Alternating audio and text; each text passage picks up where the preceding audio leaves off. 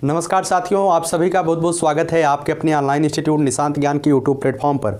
मैं नितिन उपाध्याय आप सभी का स्वागत करता हूं, अभिनंदन करता हूं आज के अपने इस वीडियो पर। मित्रों, अगर मेरे आंख में ग्लास लगा है तो इसका एक ही मतलब है कि हमारे थोड़ी सी आंख में थोड़ा सा दिक्कत हो गया था, इस वजह से चश्मा लगाए हैं। ठीक है, बहुत ही जल्दी सही हो जाएगा। और हमारी उंगली में भी चोट लग गया है, जिसकी वजह से मैं जो है आज आपको पढ़ाई से रिलेटेड वीडियो नहीं दे सकता हूँ। लेकिन आपके विशेष मांग पर हमने सोचा कि आप लोग लगातार पूछ रहे थे कि भैया उत्तर प्रदेश में पीजीटी टीचर जो होते हैं, जिसे हम कहते हैं पोस्ट ग्रेजुएट टीचर, इनके रिक्वायरमेंट के लिए इनकी क्या योग्यता होती है, किस तरीके से उत्तर प्रदेश में हम पोस्ट ग्रेजुएट टीचर बन सकते हैं, उसके बारे में एक डिटेल वीडियो मैंने सोचा कि आपको दे दिया जाए। अगर थोड़ी सी हमें समस्या है तो आपको जानकारी इसकी मिलनी चाहिए। ठीक है, इस वीडियो को देखने से पहले मैं आपसे यही कहूँगा, अगर आप चैनल पर पहली बार आते हैं चैनल को सब्सक्राइब कर लीजिएगा और वीडियो पसंद आती है तो वीडियो को लाइक जरूर करिएगा। ठीक है, यह चैनल क्या करता है, कैसे करता है, आप सभी लोग इसकी जानकारी के लिए चैनल के वीडियोज में जाइएगा, प्लेलिस्ट में जाइएगा, देखिएगा किस तरीके से शिक्षा के क्षेत्र में हम आगे बढ़ने का प्रयास कर रहे हैं और हर तरफ जो है शिक्षा का अलग जगाने का प्रयास कर रहे हैं। ठीक है, चलिए बात करते हैं उत्तर प्रदेश में पीजीटी टीचर कैसे बनते हैं। सबसे पहले हम बात करते हैं पीजीटी का फुल फॉर्म क्या होता है। मित्रों, पीजीटी का फुल फॉर्म होता है पोस्ट ग्रेजुएट टीचर। ध्यान से सुनिएगा, धीरे धीरे हमारी बातों को ध्यान से सुनते जाइएगा। मैं कोई चीज़ लिखने की अवस्था में नहीं हूँ, नहीं तो लिखकर मैं समझाता। उसके बाद हम बात करते हैं पीजीटी टीचर बनने के लिए आपके पास क्या योग्यता होनी चाहिए। मित्रों, पीजीटी टीचर बनने के लिए आपके पास महज पीजी होनी चाहिए। जैसे कि आप एमए किए हैं, एमएससी किए हैं और एमकॉम किए हैं, जो भी किए हैं, मतलब आपके पास जो है डिग्री होनी चाहिए, पीजी डिग्री। जो भी पीजी डिग्री हो सकती है वह आपके पास होना चाहिए, तो आप जो है पीजी मतलब कि पीजीटी दे सकते हैं। अब कुछ लोग कहेंगे भैया पीजीटी मतलब हम जो पीजी करते हैं वो हम कैसे करेंगे। तो पीजी आप अपने अनुसार करिएगा, जिस विषय में आपकी रुचि हो उसी सब्जेक्ट से आप पीजी करिएगा। ये पूरी तरीके से हो गई कि आपके पास पीजी डिग्री होनी चाहिए। कोई भी बीएड की अधिमान मतलब की अर्हता नहीं है। अगर आपके पास बीएड नहीं है तो भी कोई दिक्कत नहीं है। ठीक है, चलिए बात करते हैं, योग्यता की बात हो गई। पीजी अगर आपने किया है तो आप निश्चित रूप से पीजीटी का फॉर्म डाल सकते हैं। अब बात करते हैं इसकी एज कितनी होती है। मित्रों, अगर आप 21 साल की एज पूरी किए हैं तो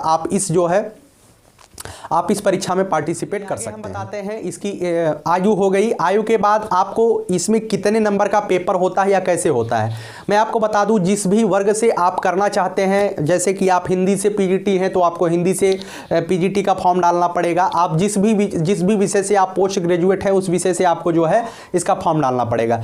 अब मैं आपको बता दूं, एक अंदर की बात बताता हूं। इसमें सबसे ज़्यादा जो वैकेंसी आती है मित्रों, वो सबसे ज़्यादा हिंदी की आती है।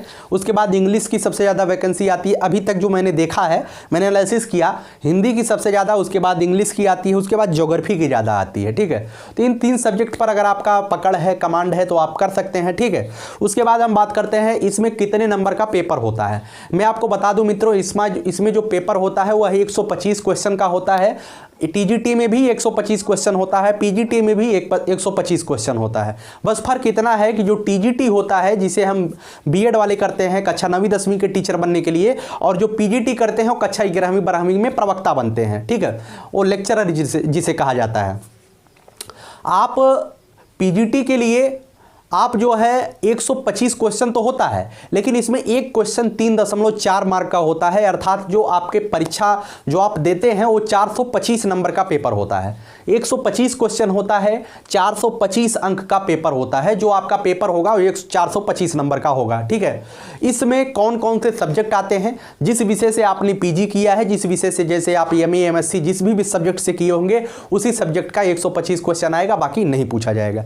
इसमें जो है निगेटिव मार्किंग नहीं होती है। टीजीटी में भी निगेटिव मार्किंग नहीं होती, यहाँ भी नहीं होती है। बस फर्क इतना है, टीजीटी में मित्रों इंटरव्यू होता है, इंटरव्यू नहीं होता है, लेकिन पीजीटी में इंटरव्यू किया जाता है। ठीक है, जो पीजीटी में इंटरव्यू होता है 425 अंक का आपका क्या होता है, 425 अंक का आपका पेपर होता है, और जो 50 नंबर का इसमें जो है इंटरव्यू होता है। मित्रों, इंटरव्यू कैसे होता है, इंटरव्यू में भी कुछ तरीके की आपकी जो है बताई गई हैं।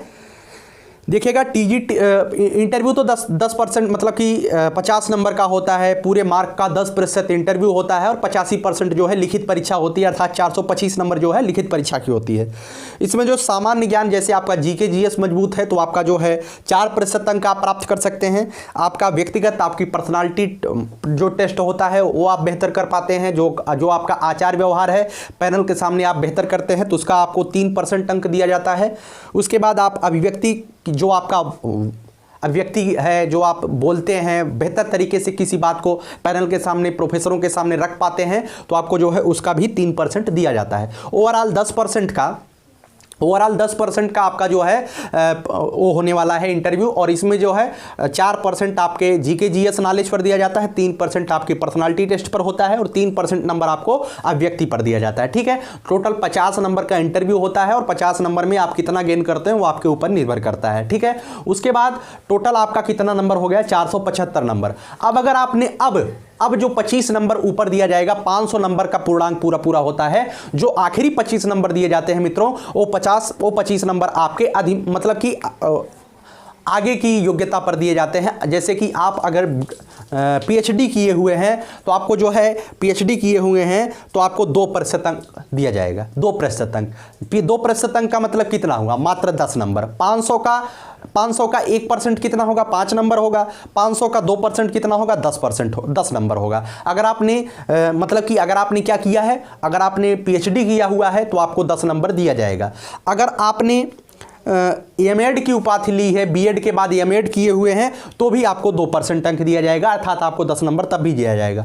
अर्थात अगर कुछ बच्चे कहेंगे अगर हम बीएड और मतलब एमएड और पीएचडी दोनों किए हैं तो क्या हमें 4% अंक दिया जाएगा, नहीं, आपको केवल एक बार मतलब आरक्षण का लाभ दिया जाएगा। अगर एक ही बार आप 2% ले पाएंगे। आप बीएड, एमएड और पीएचडी तीनों किए हैं तो इसका ये मतलब नहीं है कि पूरा का पूरा नंबर आप ही को दे दिया जाए। आपको अगर एमएड किए हैं तब भी 2% मिलेगा, अर्थात 10 नंबर मिलेगा। अगर आप मतलब कि डॉक्टरेट की उपाधि मतलब पीएचडी किए हैं तो भी आपको 10 नंबर दिया जाएगा। अच्छा, जैसे आपने अगर केवल बीएड की उपाधि ली है तब भी आपको 5 नंबर एक्स्ट्रा दिया जाएगा इसमें। अर्थात अगर आप बीएड किए हुए हैं तब आपको 5 नंबर का बोनस मिलेगा, ये बोनस कहा जाता है। ठीक है, परंतु किसी ऐसी अभ्यर्थी को जिसने उपखंड 2 के आधार पर अंक प्राप्त कर लिया हो, अर्थात अगर आप एमएड में नंबर प्राप्त कर लिए हैं तो आप चाहते हैं फिर से हमें बीएड का नंबर मिल जाए 5 नंबर का बोनस, तो आपको नहीं मिलेगा। बोनस एक ही बार मिलेगा आपको। ठीक, उसके बाद राज्य स्तर में अगर किसी टीम की तरफ से आप खेल कूद किए हैं या प्रतियोगिता में कुछ मेडल वेडल प्राप्त किए हैं तो उसका भी आपको 5% मतलब 1% नंबर दिया जाता है, अर्थात 5 नंबर दिया जाता है।